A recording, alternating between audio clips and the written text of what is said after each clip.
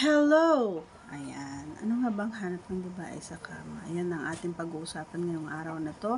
Pero bago natin umpisahan, ayan, mahingi ako ng favor na please do subscribe and click our tiny notification bell para ma-update tayo pag meron tayo upload videos. Disclaimer na rin, ang video ito ay para lamang po sa may bukas ang kaisipan at may malawak na pang-unawa. Kung wala po tayo dito, maaari na lamang po mag-skip at mamili po ng mga videos na rarapat po para sa inyo.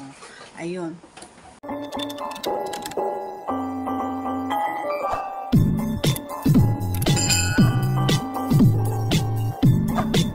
Ano nga ba yung hinahanap?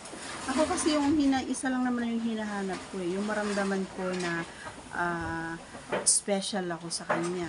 Kasi once na naramdaman ko yung special ako sa kanya, lahat yun kaya niyang gawin. Ayan.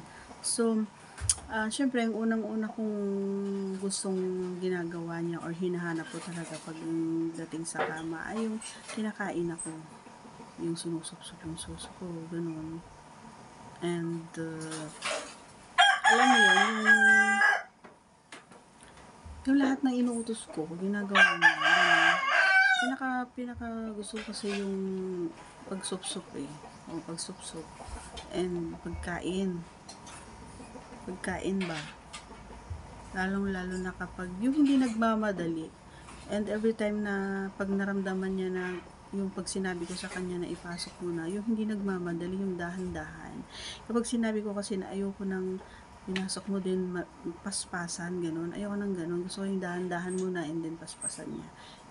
Ganun lang. Napakasimple yung hinahanap ko sa lalaki pagdating sa kama. And magaling mag-explore, yun lang. Ikaw ba? Ganon ka ba? Baka hindi. So, okay. So, that's all for today's video. Ayan, mga idol.